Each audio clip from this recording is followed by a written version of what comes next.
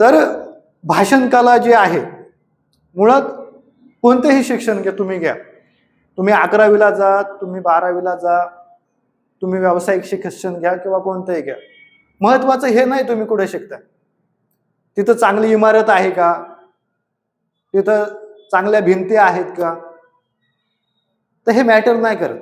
Matter काय करतं, तुमची भूक किती आहे, तुमची शिकण्याची भूक किती आहे, ही सर्वात महत्वाची गोष्ट आहे.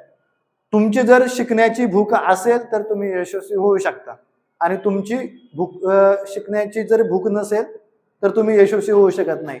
विद्यापीठामधून जेवढी पोरं बाहेर पडतात सगळेच यशस्वी होतात का? काय वाटतं तुम्हाला, सगळेच यशस्वी होतात का?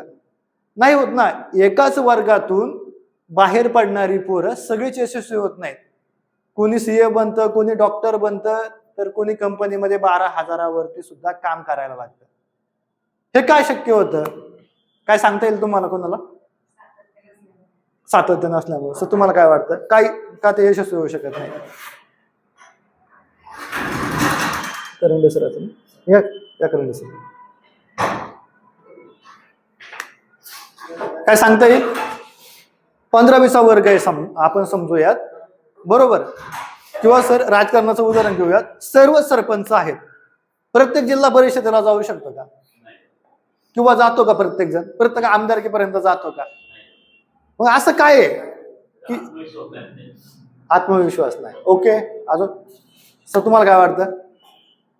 सरपंच काय कर्तृत्व आणि नेतृत्व पाहिजे. हा, पहिल्यांदा. आणि तिच्याकडे कर्तृत्व आणि नेतृत्व आणि जिद्द, सातत्य, सर्व गोष्टी असतील. ओके, ठीक आहे.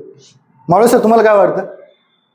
त्याच्या मनात भीती असते, आपण जर आमदाराकडे जाऊ शकतो, मला त्याची गरज झालेली जाईल किंवा नाही जाईल, त्या भीती निर्माण झालेली असते. त्यामुळे बरोबर आहे. तुम्हाला काय वाटतं सर? एकाच वर्गातली सर्व मुलं आहेत, त्यातली काही मुलं यशस्वी होतात आणि काही होत नाही. ओके, ध्येय म्हणते. अजून सातत्य. सर तुम्हाला काय वाटतं? एकाच वर्गातली पोरं आहेत, बरोबर, याच्यातला एखादा कंपनीमध्ये कामाला जातो, एखादा डॉक्टर होतो, एखादा इंजिनियर होतो, असं काय होतं? त्याची स्वतःवरती स्वतःचा विश्वास पाहिजे. ओके. दुसरी गोष्ट, त्याला त्याची जी काम करण्याची उमेद आहे, त्यातलं नॉलेज पाहिजे. आणि जे काम जे ध्येय ठेवलेले आहे ते ध्येय पर्यंत जाण्याचं अपयश आलं तरी ते अपयश पासून ते ध्येयापर्यंत धडपड करण्याची ताकद पाहिजे. एखादं ध्येय निश्चित करून ते ध्येयासाठी कठोर प्रयत्न करीत राहणे, आणि ते प्रयत्न जरी म्हणजे फेल झाले तरी त्या ध्येयावरती ठाम राहून प्रयत्न करतच राहणे, असाच माणूस यशस्वी होतो. आज थोडस सिलेबस तर तुमचा बॉडी लँग्वेजचा होणारच आहे. दोन सरांना या सर या.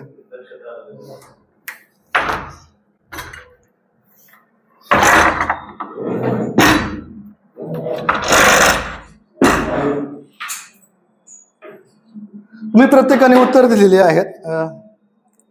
माणूस आयुष्यामध्ये यशस्वी होतो आणि माणूस आयुष्यामध्ये यशस्वी होत नाही, असे दोन प्रकार आहेत. सर्वांना मान्य आहे, काही लोक यशस्वी होतात, काही लोक यशस्वी होत नाहीत.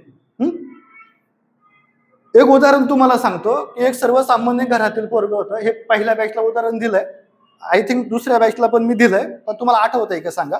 एक सर्वसामान्य घरातील पोरग की ज्याचं ध्येय ठरलेलं नाहीये, बरोबर, ते 10वीला जातं, 10वीतून 12वीला जातं, 12वीला गेल्यानंतर त्याला एक जण म्हणतो की तू रक्त कलेक्शन केलं पाहिजे, ते पोरग कलेक्शन करायला जातं. तिथून एक जण म्हणतो की आरोग्य निरीक्षकचा तू डिप्लोमा केला पाहिजे, ते पोरग डिप्लोमा करायला जातं. कोणतरी म्हणतं की शिक्षक फील्ड खूप चांगलं आहे, लोक सन्मान देतात, तू शिक्षकी फील्डमध्ये गेलं पाहिजे, ते तिकडे जातं. शेवटी शिक्षकी फील्डमध्ये गेल्यानंतर त्याला कळतं इथं 25-30 लाख रुपये भरल्याशिवाय काही जमतच नाही, तर ते परत कंपनीमध्ये काम करायला लागतं. कोणतरी म्हणतं व्यवसाय करा, तर परत ते व्यवसायाला जातं. हे उदाहरण ऐकलंय? हे माझं उदाहरण आहे.